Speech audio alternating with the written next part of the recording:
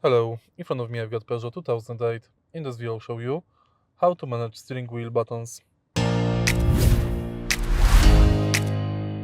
In the beginning, take a look at the left side of the steering wheel. Right here we've got the panel, thanks to which we can change radio volume, change radio station,